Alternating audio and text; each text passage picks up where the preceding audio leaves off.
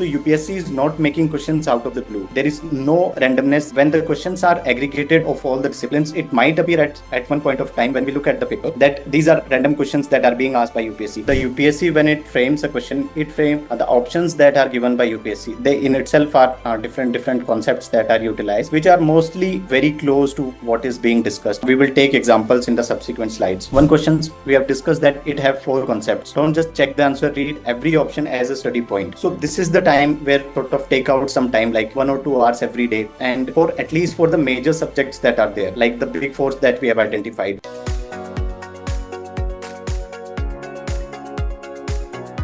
So in today's session, we would discuss about the PYQs, how we can solve the PYQs in the right manner. Because UPSC has provided only 2 things from its end. One, that is syllabus, and second, the papers that it provides every year. So specifically talking about prelims, the syllabus is very limited. I mean, the words that are provided in the syllabus, they are very limited. Like they have only provided Panchayati Raj or matters of current relevance in national and international importance. So that in itself, it covers most of the aspects that we would be dealing in detail today. So with the help of 15 years of PYQs, we would try to identify the micro themes that have been taught to you. And also based upon the analysis and understanding of these 15 years, we would be in a position to predict the NYQs, the next year questions that would be there in the prelims. So in a way, it will give us insights as to how the UPSC is actually working behind framing the questions. What is the mindset of the UPSC while they are framing the questions? What language they are using? What are the concepts that they are repeatedly using in their papers? So that we'll try to have a look at that. So for that, we have derived a formula that is called the 6,000 concepts, which has been identified over a period of 15 years. So in today's session, we would be discussing about the papers of last 15 years from 2011 to 2025.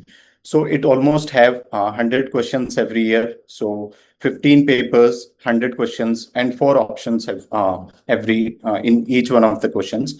So if we sum all of them, then it amounts to 6,000 concepts. So why we are saying that it is 6,000 concepts? Because every question that is framed by UPSC from the end of the UPSC, we can have different approaches of looking at it. But the UPSC, when it frames a question, it frames the options that are given by UPSC. They in itself are different concepts that are utilized, which are mostly very close to what is being discussed, which we will take examples in the subsequent slides. So every option that is provided by from the end of the UPSC, that in itself is a topic.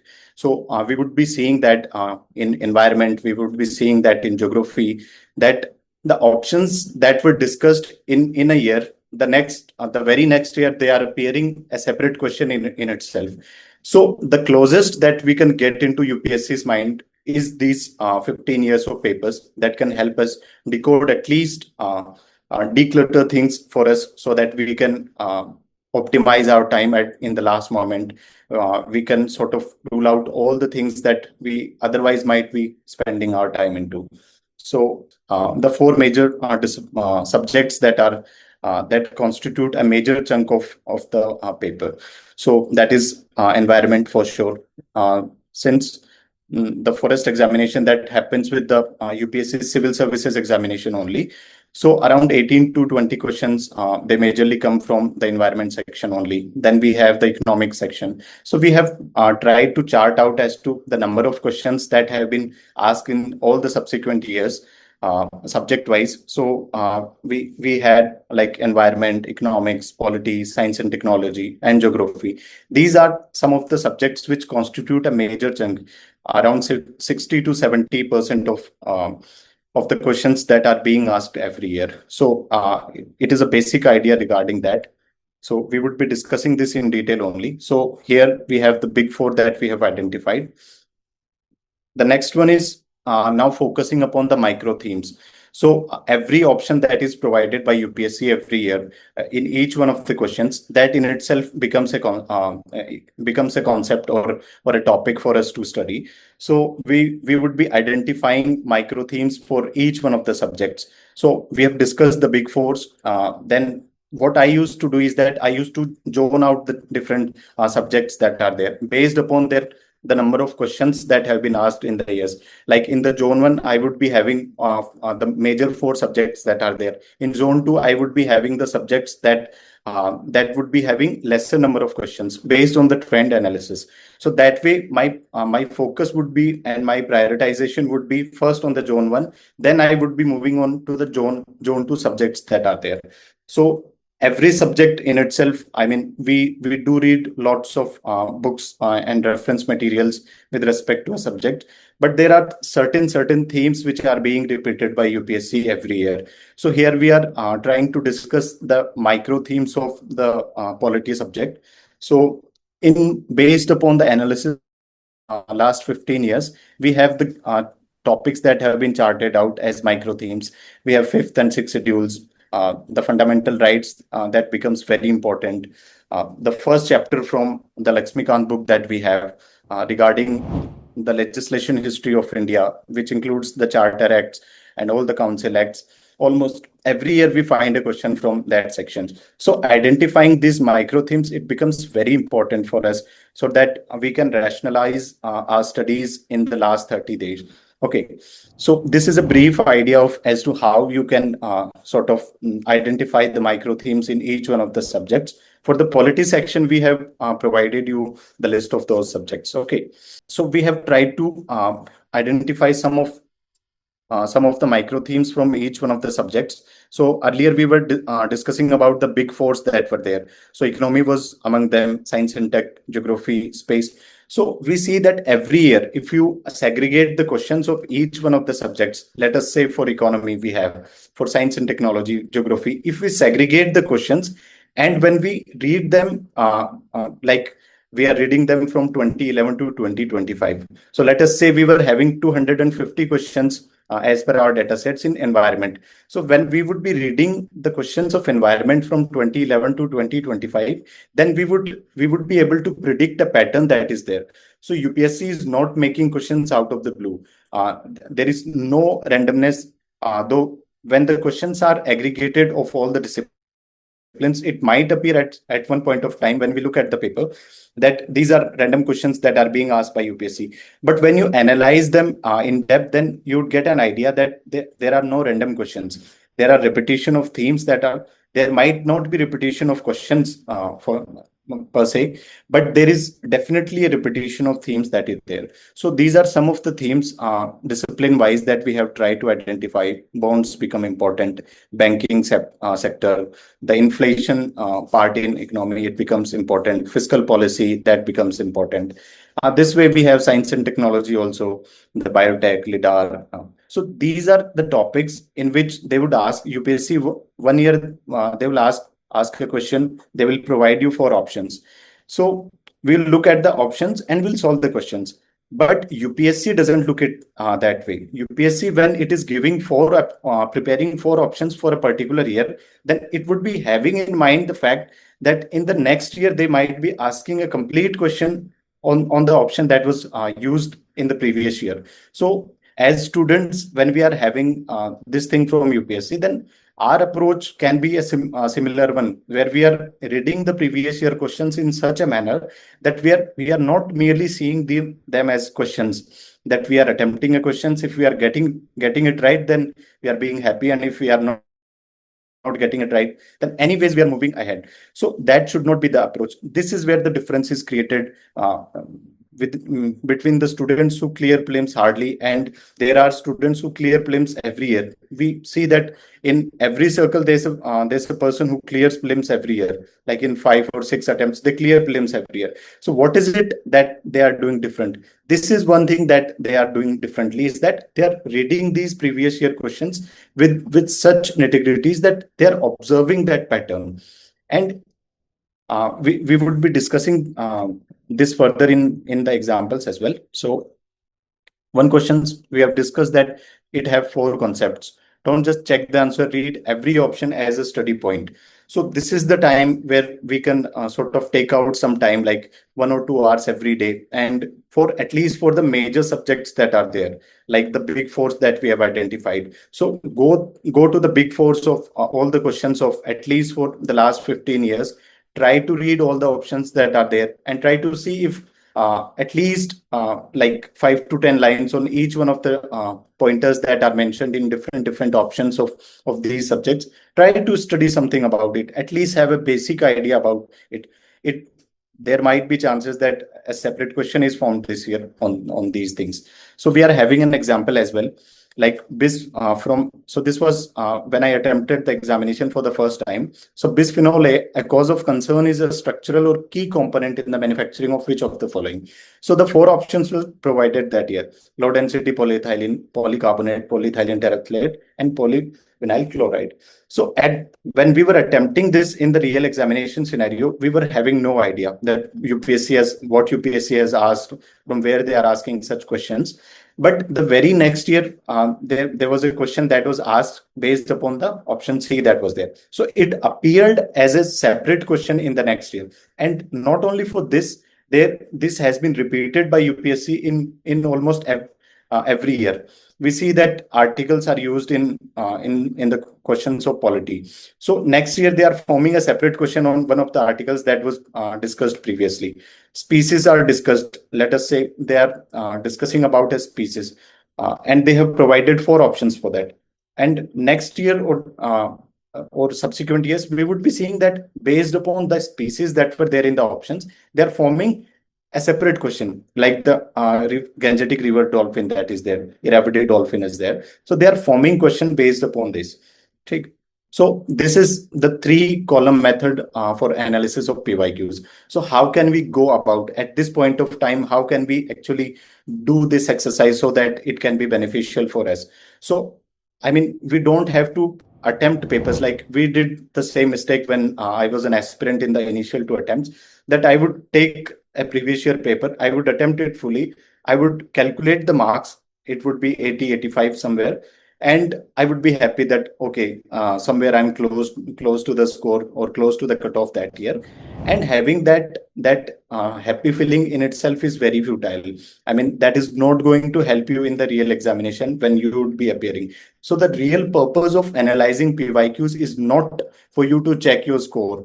Okay, so it has to be I mean, you'll have to identify what can you look up to in these PYQs. So how can we actually do that? So first is the identification of the microthemes that has to be there. So let us say there's a question on governor. So we all read topics from different subjects. We are reading a topic on governor. And if we go into the polity section and identify the governor's questions, how many times it has been asked. And if we would be looking at all those questions, let us say they are saying that 7 times there was a question that was asked on the office of governor. So if we are having 7 different dimensions or 7 different perspectives of how UPSC can frame questions, then not only for the topic of governor, we would be having an idea as to what is the bent of UPSC, what is the mindset of the people who are framing these questions when they are making these papers. So it will filter out a lot of things that we otherwise would be wasting our time in these crucial last 30 to 35 days that are there. So it becomes important for the identification of the micro themes in each one of the disciplines. At least do it on a priority basis for the subjects which are forming a major chunk of the paper, like 50 to 60% of the questions are asked.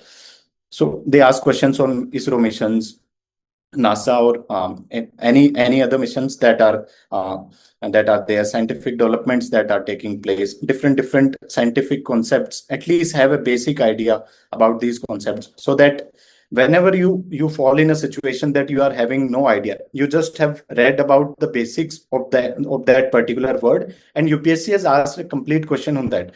So what in that situation, what you have to do is that just go into the basics. The toughest of the things are solved when you go into the basics of them. So just think, what is biotech? So if there's a question, a separate question, just simply think what is biotech. You would there is high likelihood that you would find an answer based upon the basics that you are reading. Second is facts missed. The governor removal procedure has no constitutional provision. So there would be certain areas. Once you have identified the micro themes, then there would be areas which would be missing from that topic, which might not have been asked. So that would help you in sort of identifying as to what could be the next probable question. What could be the next probable question that could be asked from the topic? Like we have discussed that in case of the bisphenol A question. So there were four separate options. Either you would be having just a look at the right answer and you move ahead, or you just take out 5 extra minutes and you are looking at all the four options. There is a probability that you might be getting a question in the next 1 or 2 years, and you would be marking it right, and that too with confidence. So the elimination gaps that are there.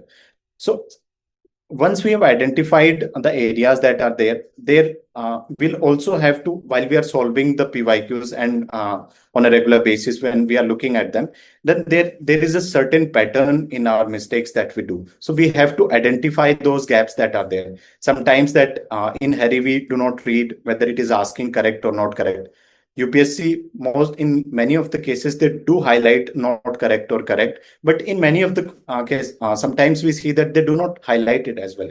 So you have to make it a habit that while you are attempting the questions, while you are attempting the PYQs, just have an habit of reading the questions in entirety. Don't leave that, okay, UPSC would anyway be asking what is correct or what is not correct. Don't go after the assumptions. What you have to do is that just you have to weigh every question on its own merit. You not based upon any assumption that UPSC has been asking the last 5 questions to be only correct, then it might be asking. So don't go after that. Judge every question on its own merit, because each one of the question, it carries separate marks. Okay, the elimination eliminated the right option. So there's an approach as well that when you are attempting the question, so whenever you identify that this option is going to be wrong, just mark it wrong then and there only. So you would be having you would be having the options which are clear in front of you, upon which you have to judge for the answer.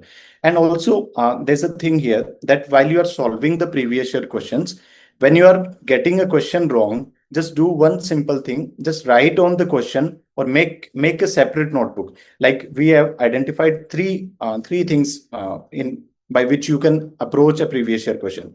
One is that you have to write down as to what was the reason because of which you were not able to make the question right. Whether it was some conceptual clarity that was missing, whether it was you were not able to you have read the question completely, but based upon certain assumptions that you have been solving similar questions and you have marked it wrong. So if you would be doing this exercise for, let us say, 10 to 15 papers, then there will be a pattern that is there. In a similar manner as UPSC is having a pattern, you would also be having a pattern in committing mistakes. So if you would have a repository of, let us say, 5 to 10 mistakes that you are repeatedly doing, then you would have something in your head that which are the things which I have to work in the next paper. So look it as a complete exercise. When we are talking about the 15 papers, then starting from 2011, make it a repository of your mistakes. Which are the things that are missing, which are the micro themes that are there. So 3 separate things have to be identified. Then you'll start recognizing the pattern. So after solving 5 to 6 years of paper, you would have a fair idea what are your mistakes that you are doing, which you have to work. So it's a gradual exercise in itself. I mean, it's not that I would tell you 10 techniques and you would be able to implement it all with all its might. It is not possible until you practice them on your own. And also, there's an important point here that while you are committing such mistakes, all you have to do is just write the thing down. You don't have to take a mental note. Okay, this is the mistake I'm doing. So what happens is that in the last, we are revising lots of things, solving lots of questions. So there is lot that is going in our mind. So if we have not written that particular thing, then there is a chance that it might miss out, and we would be repeating that mistake again and again. So in a similar manner, if we are practicing something for betterment, if we are repeating the same mistake again and again, then the mistake in itself might get consolidated in your mind, and there is a probability that you would be repeating that in the real examination as well. Okay. So the next thing is that how can you actually do this this whole exercise of uh, approaching the PYQs in a right manner. So first is that you have to find out the micro themes. You have to map them first, segregate them discipline wise, then segregate the micro themes. For the moment being, identify, let us say 20-25, make it a target that you are identifying 20 to 25 micro themes in each one of the disciplines. There is a possibility that based upon the similar concepts, questions might be asked in the real examination. So you are revising something, then just go to that section, let us say polity here. So we have revised polity. Go to the questions of polity, identify the micro theme that is there, that is parliament. Within parliament, which things they are asking, the functioning of the parliament. They are asking questions on budget. They are asking questions on other aspects like speaker, the functionaries that are there in parliament. So these are the micro themes that are there: functionaries of parliament, the budget or the functioning of parliament that is there. Different motions are there in parliament. So these are the micro themes that you have to identify in each one of the disciplines. So this is the basic thing that we have done, which have been called as the warm up. So you would be identifying these things, you would be working upon them and revising your things in the last 30 days. In the last 30 days, it becomes very important that which things you are spending your time onto. So if you are spending your time into things which will not be asked, like we have a section here, the dying ones. So if you are unnecessarily spending lots of time upon that, then that would cost us on the crucial things, that the blown up things that are there. So I mean, there's always an opportunity cost to that. So how would you implement this whole thing that is there in the real examination? So the full paper simulation that is there. So I'll take references from here as well, and I'll tell also what I used to actually do. So I used to make it a point that in the last 2 months at 9:30 sharp and at 2:30 sharp in the afternoon, I would be sitting with the PYQ. I would I would download the original paper from UPSC. I will not get it from any like someone who has written it or adjusted the font for the sake of practice in a different setup. I would download the original paper with the original fonts. I would be segregating all the papers of, let us say, last 10 to 15 years, and I would be attempting the papers at 9:30 sharp. I'll have a timer. I'll start attempting the paper. So this simulation, it helps in at least the uncertainties that we are talking about, the uncertainties of examination that might surface, of which you are not prepared. Let us say that the person who is taking the attendance create some kind of trouble for you, or there's anything else there. So these different conditions within which you simulate the attempting of these papers. So it will form your muscle memory for that day as well. Your mind would be conditioned in such a manner that when you would be sitting in the examination hall and at 9:30 sharp, when the bell will ring on the D day, then already you have been doing that exercise for the past 30 to 40 days, then your mind is ready to attempt a question at 9:30 sharp. And if you are able to absorb the initial 15 to 20 minutes of pressure, then you are in the game. So what you have to do is just take the original papers of UPSC, sit down with a 2 hour frame, just shut everything down, shut yourself in a room or somewhere where you do not have any disturbance or any distraction. Keep away other things, just a plain empty table upon which you are sitting with your paper and just two pens and an OMR that would be there. Just that, just a water bottle or something that you would carry. So the idea is just you have to practice what you would be doing on 24th of May, right? So attempt the paper, attempt in all the three, 2 or 3 layers that you would be attempting the paper. Like first, you would only be solving the short 100% questions that would be there, then filtering the questions in second and third layer. So the approach that you might have devised till now, or you would be practicing, let us say we have this idea that we would be solving the PYQs for the next 15 days, nothing else. We'll take the papers from 2011 to 2025 and we would be solving them sharp at 9:30. We are sitting it and we are solving it in a similar manner which we would be doing in the real examination, is have your OMR that after completion of, let us say, first round, you are filling your bubbles. Then second round, you are filling your bubbles. So after completion of a round, if you take out like 2 to 3 or 4 minutes to fill the bubbles, then that would help your mind to relax as well for a moment. And you would be filling the bubbles, and so that you do not have any rush in the end as well. Sometimes students that they keep on attempting the paper, and by the time the bell rang for the last 5 minutes, they realize that they have not filled the OMRs. So please, these are the controllables that we can control. Apart from the uncontrollables, this is what these should not be the mistakes that should cost us an attempt, or we should feel guilty that I was not able to fill the OMR. In the rest, sometimes what happens that so we have emphasized this particularly, that you have to fill the OMR particularly while you are attempting the PYQs for the next 15 days, because sometimes we would anyways fill the OMR in the last 5 minutes or 10 minutes for that matter. And if we do not have practice for that, then there is a possibility that we might miss some question in the end, and that whole thing get messed up. So please try to avoid such mistakes for the last moment, and it is always better that you prepare them beforehand only. So attempting the paper, sir, can we the previous slide? So that is there 9:30 to 11:30.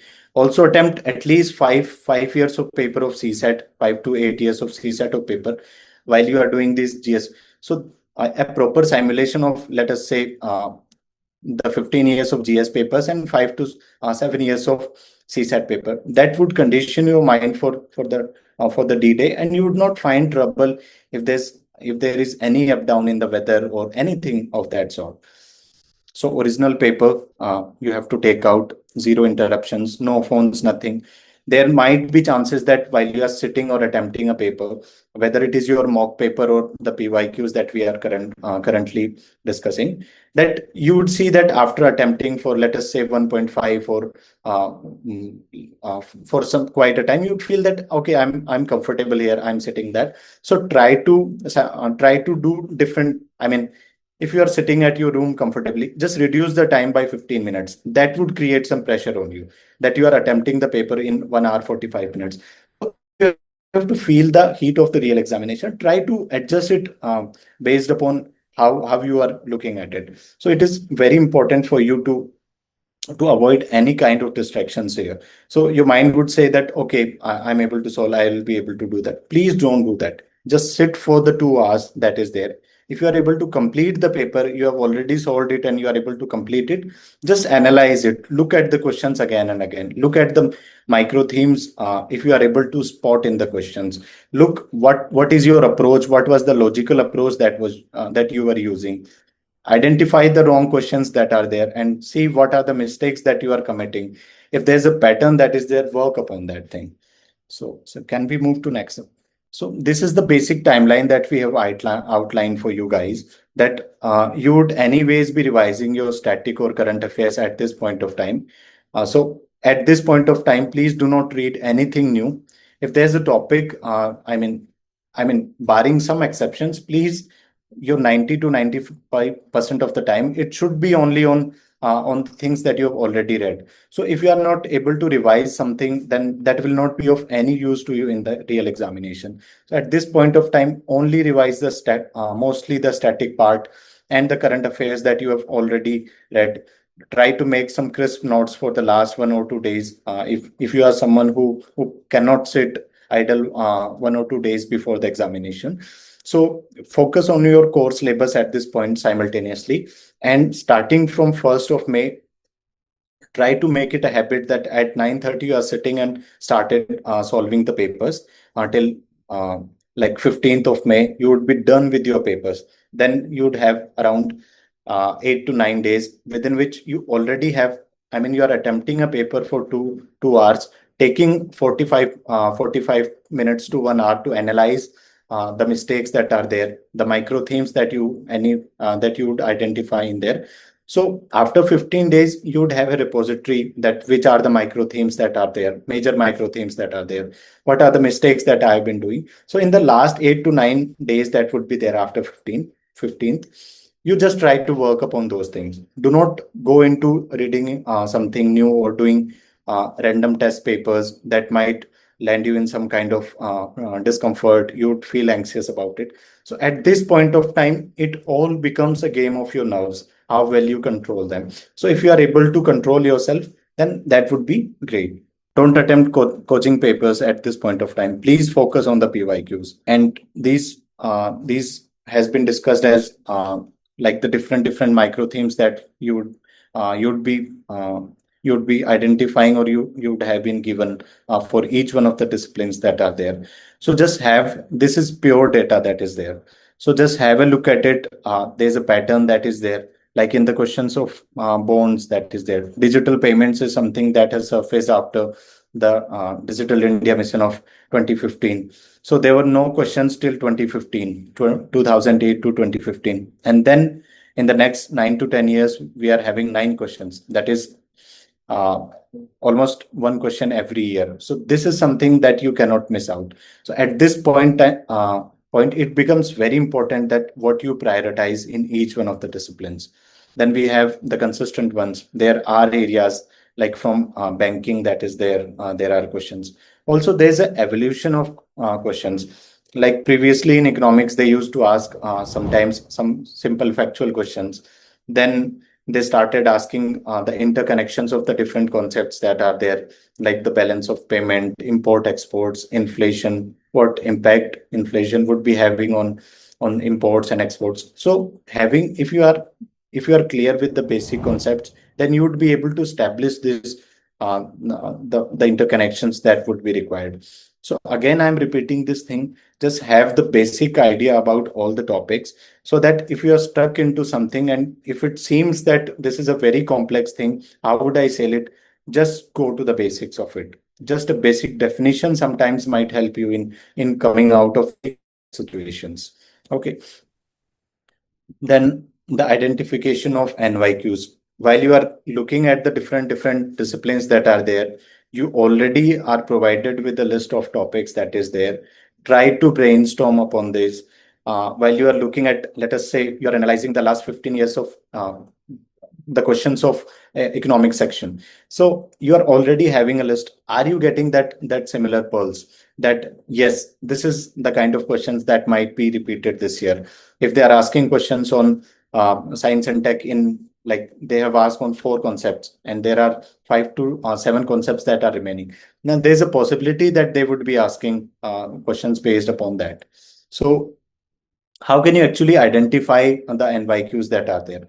So here current affairs becomes very important. Again, what is something that is there in the news and that has been repeatedly discussed, especially if that is related to some government source or some government program that is there, or some initiative or some collaboration of the government that is there, or some initiative that was launched by some other organization, but it is having an impact upon society or the country.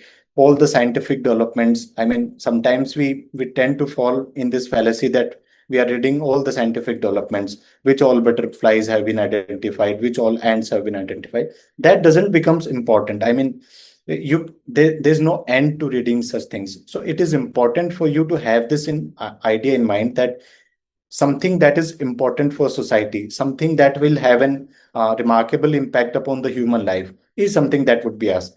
Like bisphenol A, there was a question. So that was related to plastic waste. They ask questions of pollution every year.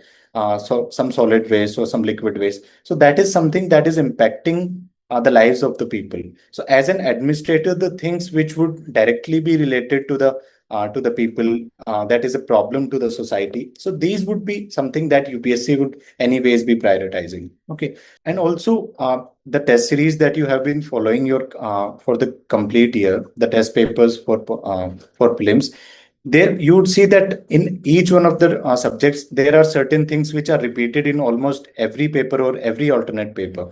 Like they are discussing some program that is repeatedly asked.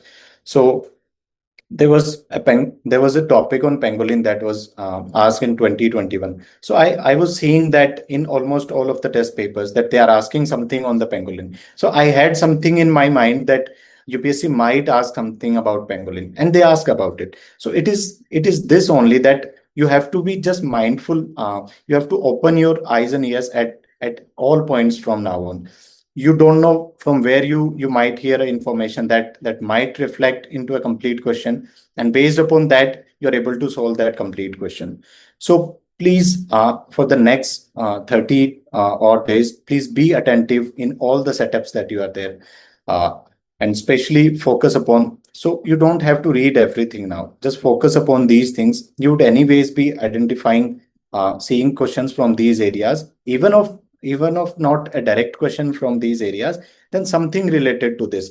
So your mind would start functioning or start processing similar information. So if you are not finding a particular question from here, then definitely something that would be somewhere related to this.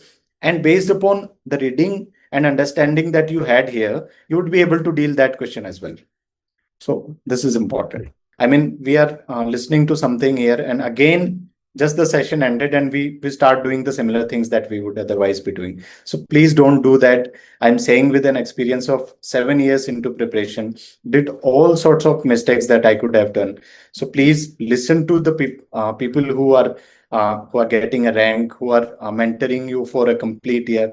I mean, they have lots of experience into this. Just listen to them blindly if you cannot do anything else.